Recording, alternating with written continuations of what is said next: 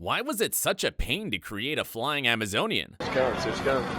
Cheetah. Was Wonder Woman's hair actually CGI? And why did Gal Gadot have to run on a treadmill for No Man's Land? Hi, I'm Dylan, and things are about to get wonderful! The Flying Amazonian. Like any good superpowered being, Diana possesses the power to thrust herself through the air and defy the laws of gravity. While it's pretty obvious that some scenes are completely digital versions of Wonder Woman, such as the parts where she's Indiana Jonesing her way through the clouds, there are moments when Gal got the opportunity to experience it in real life. Of course, this means she received the wire treatment and required a harness to elevate her up in the air. What happens here is that the shot will be filmed with the actress strapped to a harness and wire, then digitally removed in post-production. However, this doesn't mean that it's without its specific struggles. As you can see in this behind-the-scenes video for Wonder Woman 1984, there were some challenges in filming a specific scene. Gal doesn't look particularly comfortable here, as it appears the harness is hurting her, while the filmmakers don't seem confident that they got the required elevation for the shot either. Naturally, there's a lot of trial and error here, so not everything will go off smoothly in one take. And it's obvious that it wasn't all sunshine and roses for Gal either, as she put in some real grueling effort to make sure that Wonder Woman soars through the sky. It's going. Cheetah.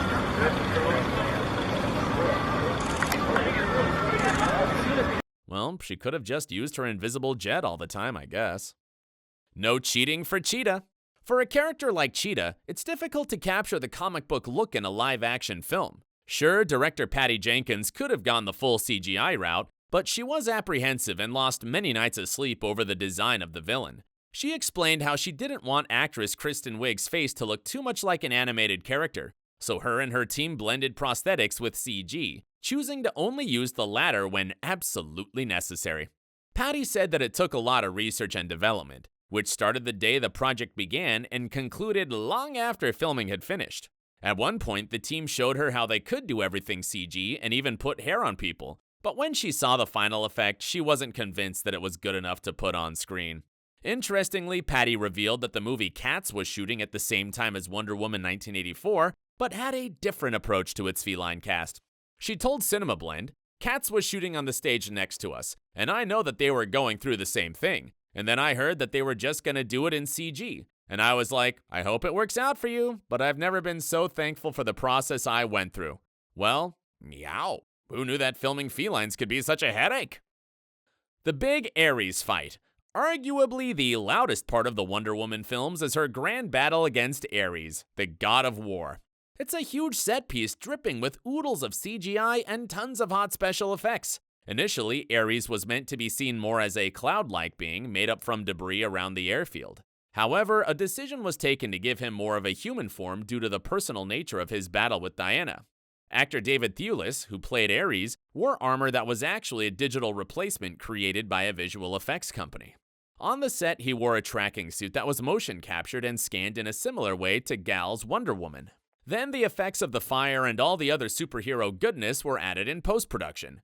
Funny enough, this finale wasn't actually director Patty Jenkins' first choice. She said, "The original end of the first movie was also smaller, but the studio made me change it at the last minute. And I told the studio we didn't have time to do it, but it was what it was.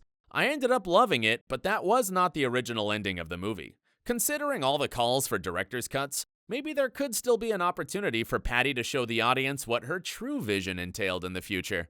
Aren't you curious? Because I certainly am." Wonder Woman's hair. It's not unusual for Warner Brothers to influence an actor's appearance in a DC movie. I mean, how could we ever forget the infamous mustache gate from Justice League? As it turns out, there was some digital manipulation used for Wonder Woman's look too. While not as drastic as removing a mustache or making an actor's teeth look like Shrek's, there were some tweaks made to the appearance of Gal Gadot's Wonder Woman on screen. Basically, revolutionary visual effects were used to fix her hair.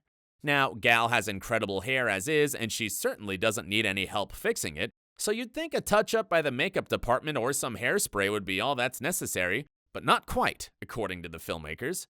Due to the nature of the stunts and action-packed scenes, every strand of hair needed to be in place for the shot. Diana looks so elegant and beautiful. It was fun to bring all of those dimensions and all that subtlety to it. So visual effects company MFC developed some new types of hair simulations to maintain the shape and style of her hair. Well, the technology is so good that you didn't even notice it once throughout the movies. Still, it's incredible to see the lengths that filmmakers will go to in order to produce the greatest possible shot on screen, even down to the smallest detail like a strand of hair. Heck, if I go outside and it's a bit windy, there's simply no saving this mane of mine. Flipping tanks and destruction. There's a debate among DC movie fans about who's stronger, Superman or Wonder Woman. Well, Diana has laid her claim to the throne by showing off some sensational feats of strength. One of the most jaw-dropping moments was when she flipped a tank and tossed it like it weighed absolutely nothing, then leapt up into the air and destroyed a building. Naturally, there's no way that any actor could do this in real life, so this required some digital intervention. The village square itself was a complete set that didn't require much visual effects enhancement, but the tank wasn't even a tank. Visual effects supervisor Bill Westenhofer told Cartoon Brew, the tank that she flips over is a piece of green styrofoam with a couple grips standing by. Special effects added some of the explosion of the building. We enhanced that. And then when she leaps up, it's her digital double. And then finally, a complete digital destruction as the church collapses.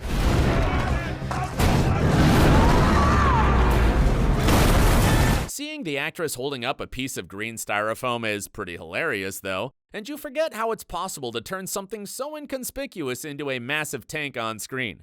Make no mistake about it, it's mind-blowing to see how far CGI and visual effects have come over the years. Wouldn't you agree?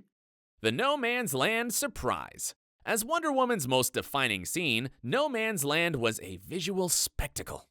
However, it still relied on a mix of CGI and visual effects to convince the audience it was real.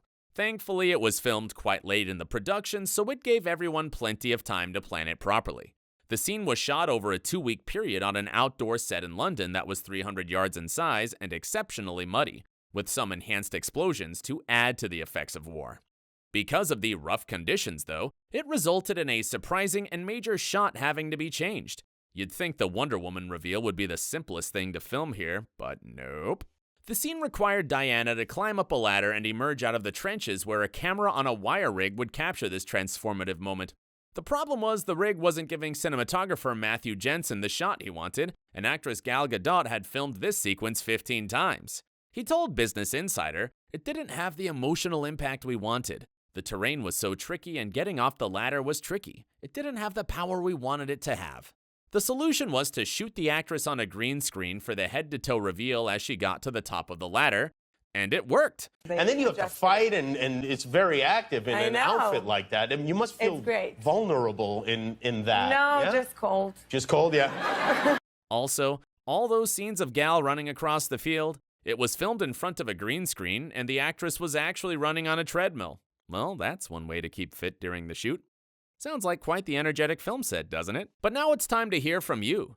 Do you think Cheetah would have been better if she was fully CGI? And should the Ares fight have been filmed in the first place? Thanks for watching, and don't forget to leave your thoughts in the comment section down below. And while you're at it, give us a thumbs up and subscribe to the channel for some more awesome videos.